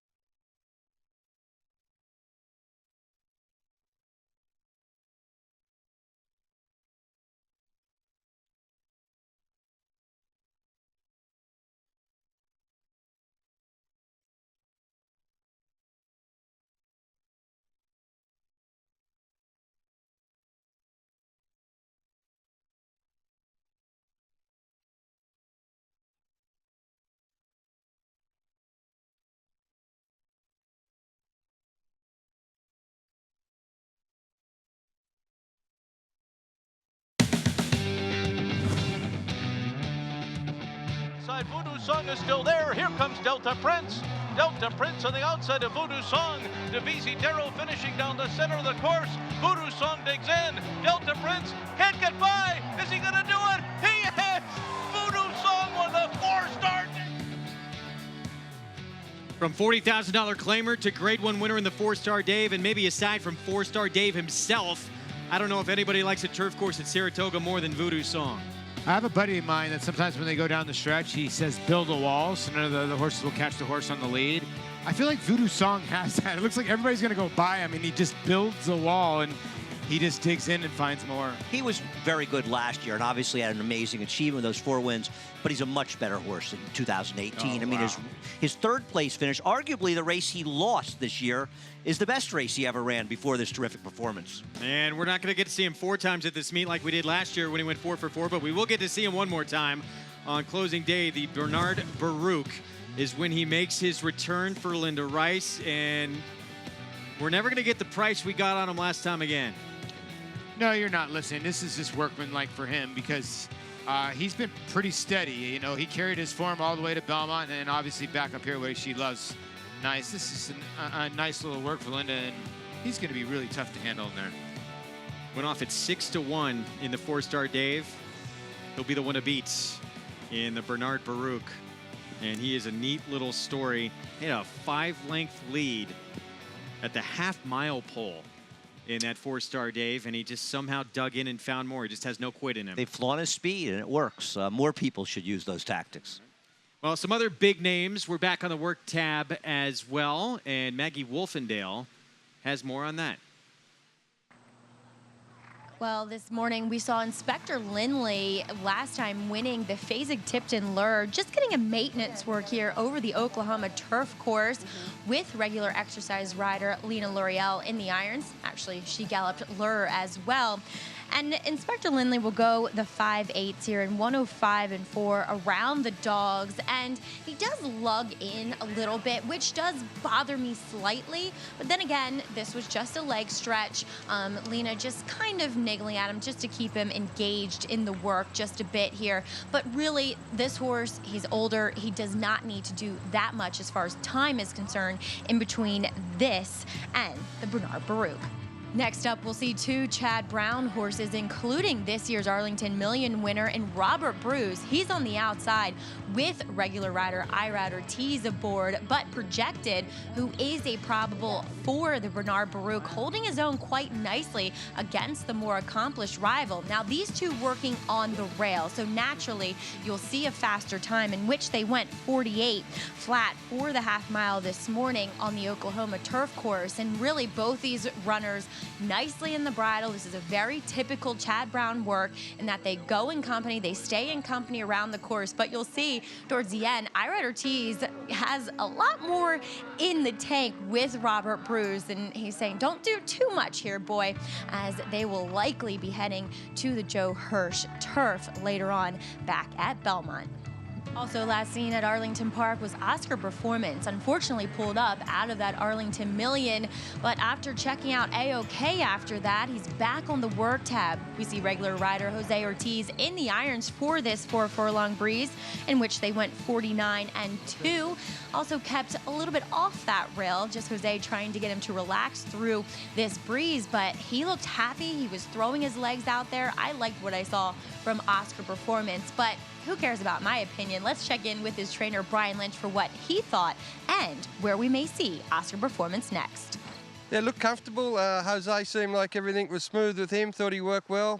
He's a little keen going to the pole, but he relaxed nicely. And look, he came off the track there, wouldn't blow out a candle, so everything looks like, watched him cool out, everything looks like, you know, we're back to normal. He's very happy to be in training. He's good energy in his gallops of the morning. I think we've seen everything we wanted to. I think the Shadwell Mile would probably, you know, Bernard Baruch's tempting. I know it's going to be a small field, but, you know, he's an important high-profile guy, so we better do everything properly, cross our T's and dot our I's. Well, based off that return race as a 4-year-old, the Grade 3 Poker at Belmont, we were all on for that show. That performance, we thought if he could move forward off that, he's the best turf miler in the country, perhaps. I don't disagree with that. Now, Voodoo Song's taken a step forward since then, and he obviously didn't handle the 1.25 miles. He's got some questions to answer, but I'm not giving up on that horse. Not at all. Not at all. I don't think, you know, they went there for more stud and more price for him to be a stallion, but he's a better miler, and I think Brian even knows that too. Yeah, went to the Arling Million, you mean, right? Yeah, exactly. Yeah. So back to what he's best at, it looks like next. Shadwell Turf Mile likely for Oscar Performance as we get a look at the field for our finale here coming up. 3-1 on Molly's Party. Field full of first-time starters, and then you have the horse who actually ran on the turf here on opening day at Saratoga against Dreineken, who went straight to a stake, struggled in that stake, but still ran good first time out, and then a next out winner. Here's a look at the debut effort. Didn't get out all that well, but certainly showed interest late. Yeah, he more did it to himself, breaking a little slowly and kind of bumping that horse. Kind of got some interest late. We'll see. I mean, I'm not in love with this type, but let's face it, if nobody here is that good, experience probably going to get her the winner's circle. Yeah, it's not the most impressive. I mean, the Good horse, ride. Yeah, the horse actually, you know, starts to swing out right here and runs third here, and is just going to lumber home. Little green, switches off, but when he hits her right-handed right here, she's going to switch back to her right lead and do things right. So she can improve, definitely. And if you looked at her dirt race, She actually showed speed, but she stopped. She did not want the dirt at all. So It broke better. But she broke better, but you could tell she's stride is way better over the turf. They usually do break better after one start. And the other thing, the outside post's not going to really hurt her per se because you probably want to be outside of horses. She can win this race. You have to call her the horse to beat because the others are all unknowns. Yeah. 3-1. She is the favorite on the board. She got in as an also eligible, again, with a scratch of the 5. Evans Nice now. It's time for a paddock report. We're going to check in with Maggie Wolfendale. It's brought to you by Hillendale Farm, now standing Curlin for $150,000. Well, Greg, you guys talked about the other horse that has run. There's still another second-time starter here in this field, moving from dirt to turf, and that is number 8 in here, Margie's Cat, who did absolutely no running in her debut, but I had a feeling she'd do that because, to me, she's much more turf meant. Massive turf hoof on her body and frame says turf. She comes out of that dirt effort looking stronger, too. And also what I like, you know, sometimes the first race will rattle, especially young 2-year-old fillies. Nope, she's cool as a cucumber here in the paddock. I think she is a long shot that I would be a little bit scared of as we'll move on to first-time starters.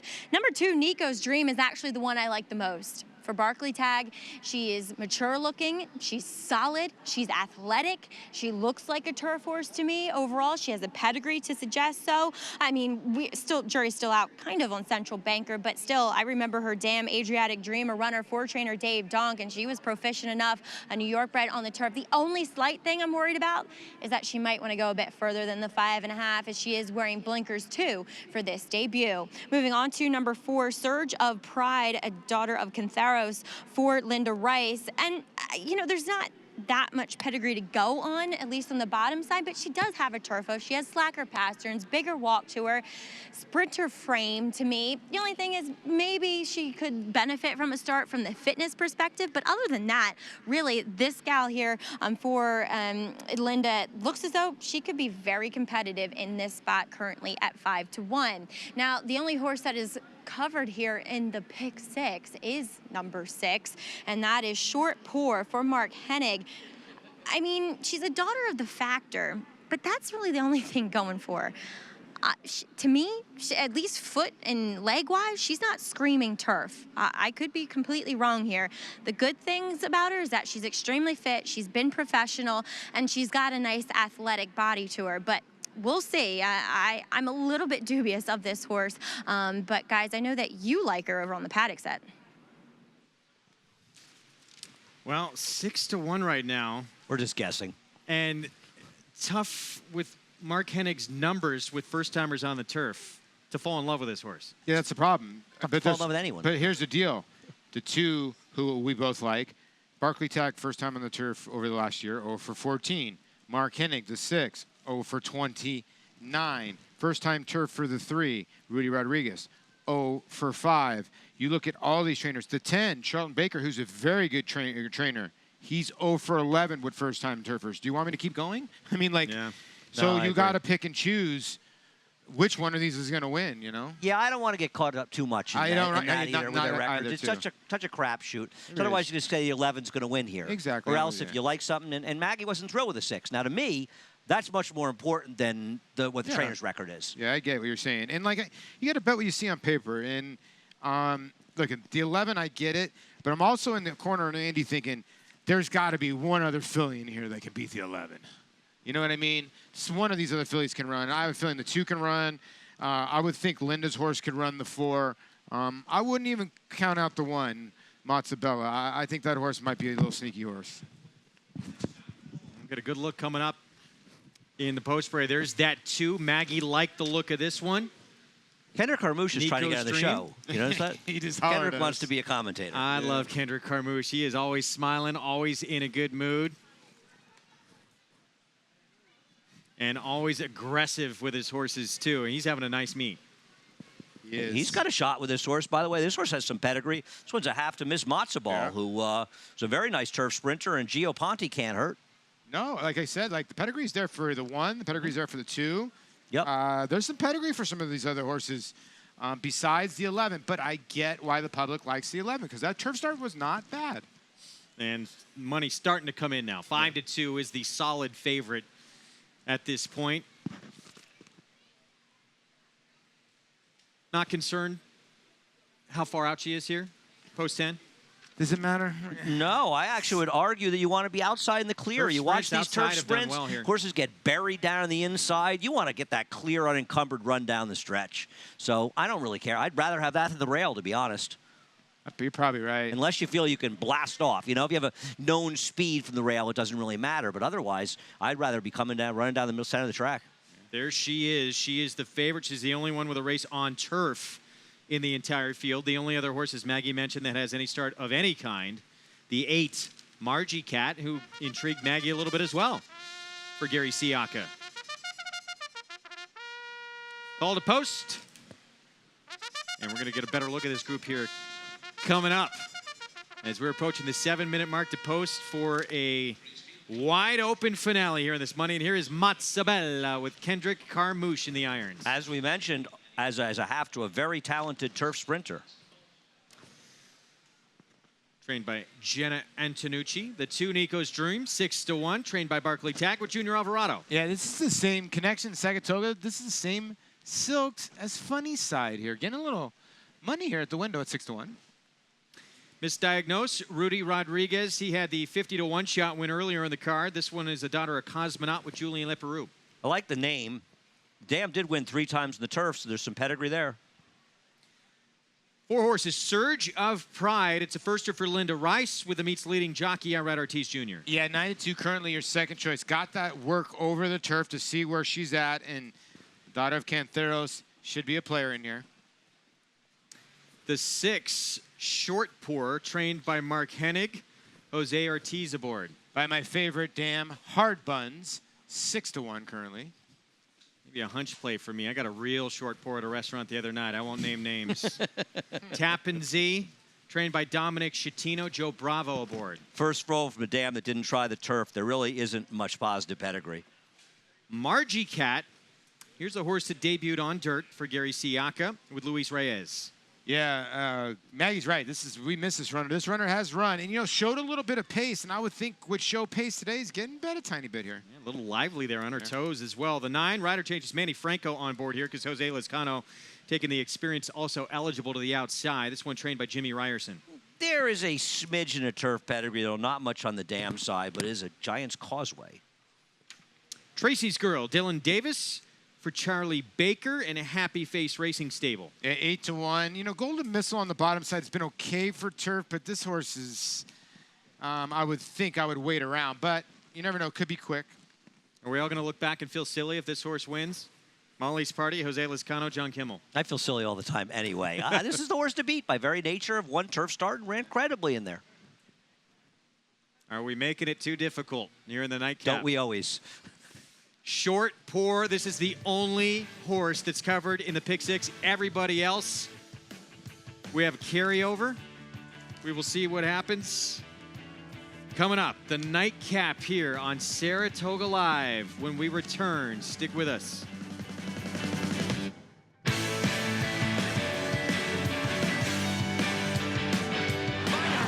Turning for home in front.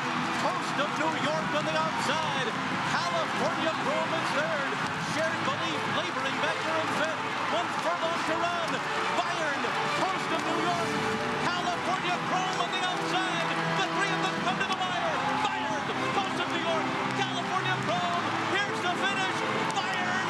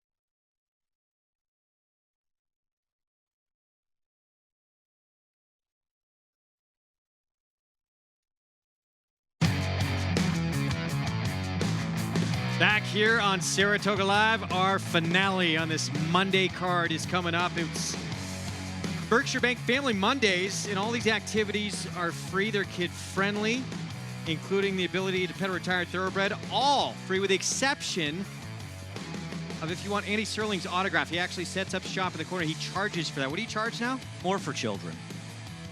$35 per? 50 for kids, 30, Okay. 30 for You're adults. so generous. Well, you know, they could work it off, like cleaning my apartment. Make them spin the wheel too, right? Actually, that looks fun. I want to spin that. That looks pretty fun. They had Zenyatta out there. I pay people to talk to me. Are you kidding me? Saratoga Showdown free online contest. And right now... Wait, is that you? Sparty Greg on top. No, I'm Wolfman. Okay, you're Wolfman. We'll see who closes it out. We got this wide open race. Anything can happen. Hurricane's not out of it with this race, right? No, not at all. And either is the rear of the donkey. That was up there, yes. Really? Really? Okay. The rear of the donkey? I like that. Yeah, All right. Good name. 5.5 on the turf. Coming up here, 5-2 favorite. Is that Larry Colmus? Yeah. Hi, Larry. You can see how tight that is up there, and we've had it on the show before. It's difficult how many beams he's got to call around. Lonely up there. Yeah, I know, right? We need to go visit him one day. Let's And do he a has show from tough there. vantage point, too. A show from there next week. All of us in the booth. That'd be fun, actually. What? That'd be a lot of fun. No, it'd be claustrophobic. He wouldn't want us there. Here's a look Who at would? the one Mazzobella. There's Kendrick Carmouche. And Andy, you mentioned a little turf pedigree here on this one. Yeah, this was taking a little money, too, as well. Jay Antonucci has not run too many horses to meet. She actually has a win here, and this is after Miss Mazzobella. Now, the other ones from the dam didn't run that well, but you got a nice sire in Gio Ponte, a tail of the cat, and, of course, Gio Ponte, a champion turf horse, so why not? Kendrick's coming out blasting, right? I'm sorry? Kendrick's going to come out blasting if he can. Yeah, you know that's usually the happening. case. With more than one, let's go to Maggie Wolfendale. Oh, there's a nice shot of Larry. Hi, Larry. I can see you down here, actually, from the winner's circle. But we'll check in with number one, Mazzobella, and I caught up with her trainer, Jenna Antonucci, and she said basically what you guys just said, is that she should break very alertly from that rail, and she was sharp heading into this race in the paddock, and she has blinkers on. Jenna's just a little bit worried that she might be a breeze or two short, and that she kind of wished she had a little bit more time, but you got to try to make these 5.5 turf sprints with these 2-year-old New York breds here at the spa. Moving on to number 9, that is Kathy's Cause, a Generazio. This one, not actually bred by them, no wonder it's Chestnut, but daughter of Giants Causeway, and actually looks like a turf sprinter. Just exactly what I look for when analyzing these races. Massive turf hoof, shorter couple, built downhill, and looks fairly fit. And I can't get the fact that Jimmy Ryerson and the Generazios won, I think, closing weekend as well with a New York bred turf sprinting filly last year. And this one looked great as far as warm-ups, as far as in the paddock. So we'll see what she brings to the table here, Greg. All right, thank you very much, Maggie.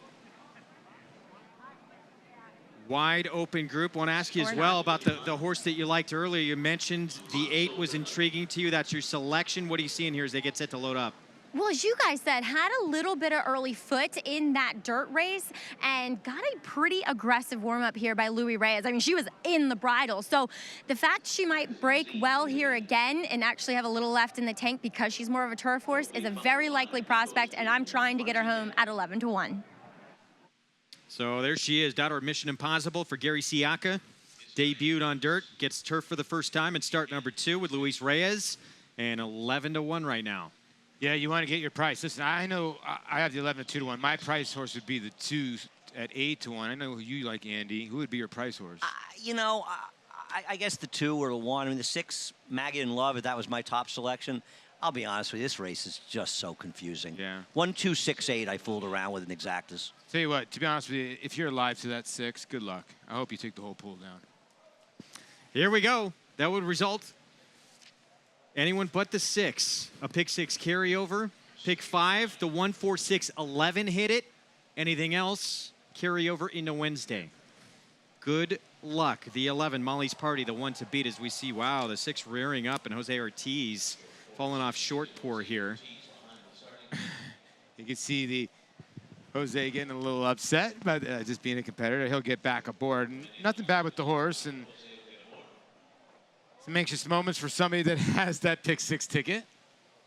Gets back in. Jose Ortiz will hop back aboard, and here we go. Let's send it upstairs to the voice, New York Racing, for the call. Larry Colmus, there he is. Molly's Party coming up to the outside stall now. Will be the last one to load here. She's a little bit reluctant as well to take this outside stall. They've opened up the front of the gate for her, trying to convince her to come forward. She's 5-2 favored right now as Molly's Party, who steps up and in, and they're all in line.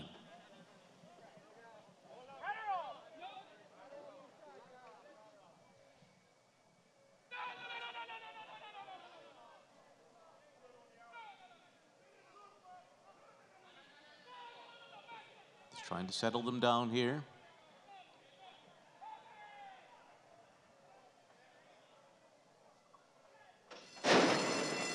They're off. And it's Tracy's Girl, who had a sharp beginning and goes out to the early lead, joined by Surge of Pride and Matzo Bella from the inside. These three with the most early foot. And then it's Tappanzee, followed by Short Pour to the inside. Kathy's Cause is next, and then Molly's Party on the far outside, followed by Margie Cat.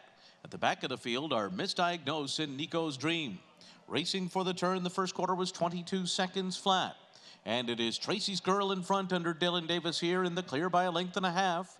And then it's Surge of Pride running in second position. Tappanzee is moving 3 wide. Matzo Bella fourth on the inside.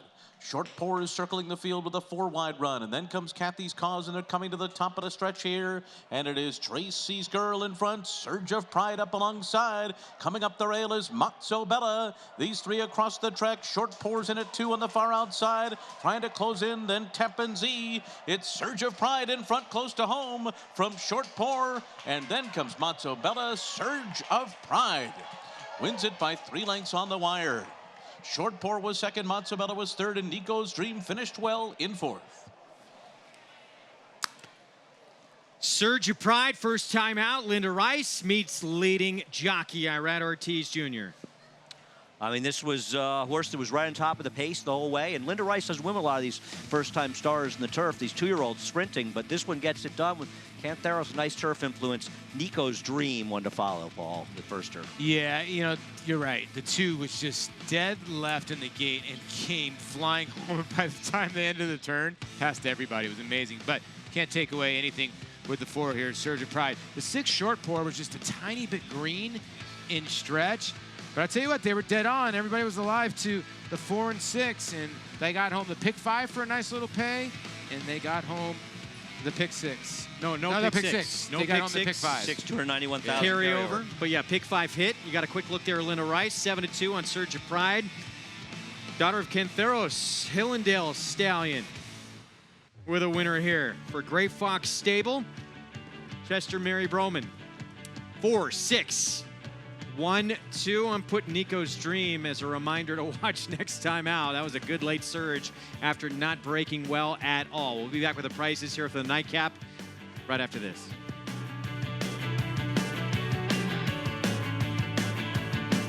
This graded stakes winner and multiple Grade 1 performer by Tapit has become one of the nation's leading sires of 2-year-olds.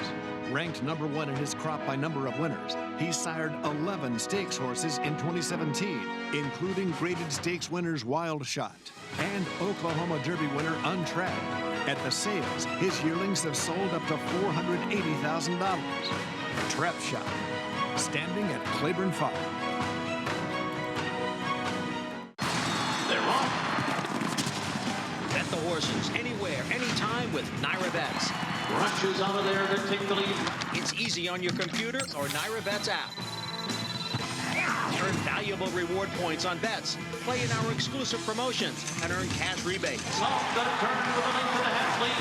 Sign up now. Bet $200 and get $200. Bet any track, anywhere, anytime. NairaBets.com.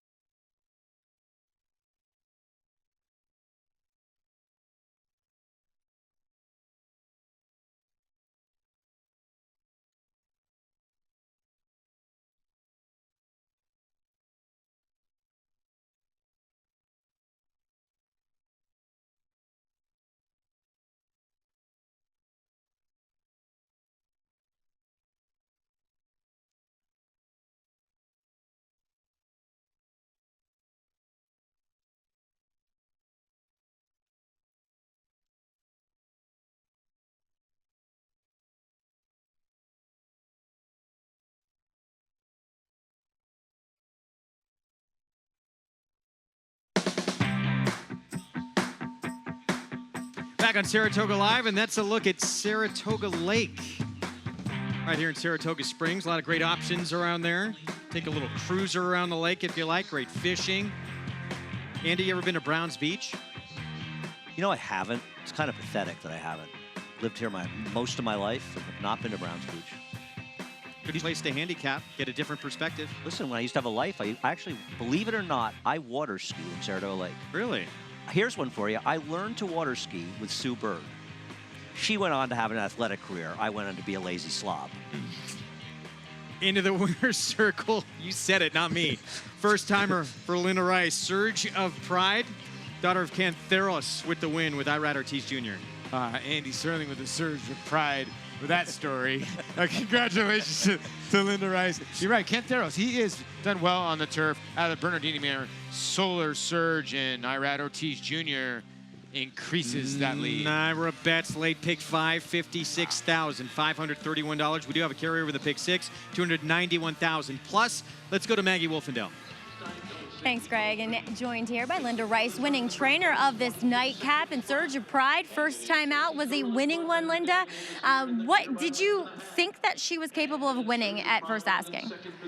You know, this field is trained pretty well. I've been very pleased with the workouts. And Chester Broman called me this morning and asked me, he said, well, should I come down for the races today? What do you think? I said, yeah, I think you better come down for this one. So he and his whole family came, so made a lot of fun. I'm glad they were here. It's so nice to see them in the winner's circle every time. They do so much for the New York Breds program. But another New York bred is Voodoo Song, and he had a nice workout here on Friday and pointing to the Bernard Baruch. Yes, we're pointing toward the Bernard Baruch. It's really, we considered a few other options, but he loves this course, as we all know, and we're trying to find an in-between spot between the Four-Star Dave, the Shadwell Mile at Keeneland, and the Breeders' Cup Mile. So it seemed to make sense. Let's hope it works out. And what's it like having a horse that's such a fan favorite?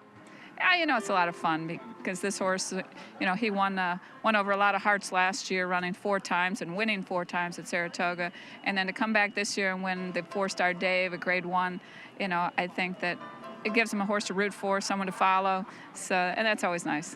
Well, Linda, it's been so much fun watching him, and what you've done with him is remarkable. Best of luck, and congrats here with the nightcap. Thanks, Maggie. All right, guys. Well, Surge of Pride, she surged to the winner's circle here today. Yeah, nice effort first time out for Surge of Pride. And, of course, Linda's done such a tremendous job with Voodoo Song, who's really starting to become a modern-day Four-Star Dave. Yeah, and I love seeing Linda. You know, they used to say that Linda was the queen of the turf sprints, as though all she could do was trade turf sprints. I know she just won with one. Could you have told us that before this race? But she really was just, you know, I think what Linda shows, Linda's very smart in that she, I think, understood turf sprinters before a lot of trainers did. And when we started running turf sprints here, I think it really helped her. No, you're right. That gave her a big advantage. When she won the trainer title that one year, she won like 10 or 11 of them, didn't she? I just think she had an advantage. And other trainers have sort of figured it out, but Linda's shown that she's a lot more than just a good trainer of turf sprinters. You're right, you're right. That graphic that just went away, that means you got to study on your day off all day long. There's no you want the going to Saratoga Lake. I got them all. No visit to Browns Beach. Handicap in the pick 6 for the carryover. By the way, that pick 4 is $6,300. I know the pick 5 was $58,000, but $6,300 is still pretty good. Even the pick 3, like a little slice of that $3,400 pick 3. Sparty Greg wins the showdown. Well done. Again, you can get involved each and every day. Go to NYRA.com/showdown. You're competing for real prizes each and every day on our show. And the sun's peeking out just a little bit. Very nice afternoon.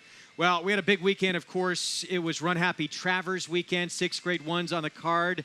The big one in the Travers, the Midsummer Derby. Horse who'd been sensational, including a Grade 1 win on turf. Moved back to dirt.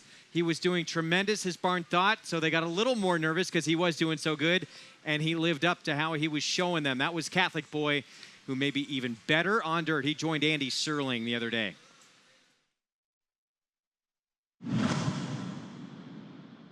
Did you think right after he won the Belmont Derby we could make the switch to the dirt and run him the Travers? I did, and you know, our whole group thought that if he could win the Grade 1 in the Belmont Derby, then it allowed us the opportunity to think outside the box, or slightly outside the box, and go to the dirt. You know, once that was out of the way, we added that to his resume. You know, the only thing left to really try was the mile and a quarter on the dirt for him. And we were talking about beforehand, You make decisions for a lot of reasons. The economics of the decision, his value now as a stallion, I mean, it's astronomical. It's exponentially higher. You know, I think a lot of the farms kind of hedge their bets and wait for things like this to happen, but he's certainly solidified himself, you know, into the upper echelon of 3-year-olds. He's got pedigree, he's beautiful, he's sound. You know, he just kind of ticks a lot of the boxes. It's amazing. He's outrun his pedigree more than ready. As good as he is, the sire, and as a racehorse, turf horse especially, 1.25 miles, we're talking about it. I believe it's probably the first more than ready to win a Grade 1 at 1.25 miles. He's done it twice on 2 surfaces. Correct, I believe it is. And then, you know, he's got Bernardini directly underneath and Seeking the Gold underneath that. So, you know, there was some route to kind of lean on, you know, and a nice speed element with more than ready. So it's just kind of a nice mix. So making decisions going forward, has there been any talk about where you'd like to go next or might go next? You know, I think we've circled the Breeders' Cup Classic softly, you know, and we'll kind of work backwards from there. You know, we love New York. We love Belmont. The horse loves, you know, the turf course at Belmont. So, you know, you kind of could entertain the Hill Prince to Breeders' Cup Classic option. No Jockey Club Gold Cup? It's not off the table, but, you know, we have plenty of time to think about those things. You know, most importantly, it looks like he came out of it well, and we'll kind of do what we've done all along and let him take us where we're going. Do you think it's an advantage that you found with him that he's a horse that doesn't mind switching surfaces? Because some horses have trouble switching surfaces. I think it is. I mean, there's no doubt that big numbers consistently on the dirt are very hard on horses. And, you know, at some juncture, it's hard to do a lot. So you have to, you know, you have to give credit to Justify and these horses that do that.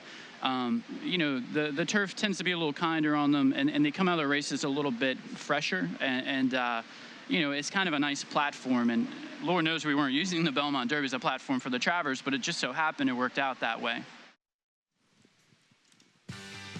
Well, Jonathan Thomas has just done a tremendous job with Catholic Boy. Hats off, congratulations to him. And by the way, Jonathan said after the win, I want to name just 2 real class acts, Todd Pletcher and Chad Brown, immediately after that victory, within about a minute of each other. Both got in touch with Jonathan and said, job well done, congratulations on the victories. You look at the canoe painted in the colors of Robert LaPenta, who said he grew up going to Saratoga since he was about 18 years old, and this, more than any other race, more than the Kentucky Derby, is a race that he wanted to win. And now that canoe painted in his colors. Well, he dominated it. He did. He truly did. He surprised me. I liked him, Andy, but I didn't think he was going to win like that. Well, it's hard to ever know a horse is going to win big races that easily. I might have picked him second. I wasn't shocked. He was my Derby horse before he floundered in the Florida Derby, and he's shown that he's that kind of talent. I mean, whether or not he would have beaten Justify, who knows? But he's running now, so I like to focus on the horse they're running now. And right now, Catholic Boy is very much the leader of the 3-year-old division. Yes, he is. That was a big-time performance. And by the way, runner-up, Mendelssohn came back and ran very good. Yeah, redemption there. Back in the mix. Yeah, you know, and Robert LaPenta finished second in the Travers with the Cliff's Edge to the Birdstone in that big win. So he's been close before. He just hasn't gotten it. 2-year-olds on the turf coming up in the With Anticipation on Wednesday. Who won this race last year? Catholic Boy. Yes, he did. Wide open race. And we'll have it for you when we come back our next show Wednesday afternoon. In today's feature, Rose's Vision in the Better Talk Now. Up the fence, Jose Ortiz. 3 victories on today's card. Teaming up with Stuart Simon, Chiefs Wood Stable, and the son of Artie Schiller. Taking the feature race. We will see you back on Wednesday afternoon at 4 Eastern.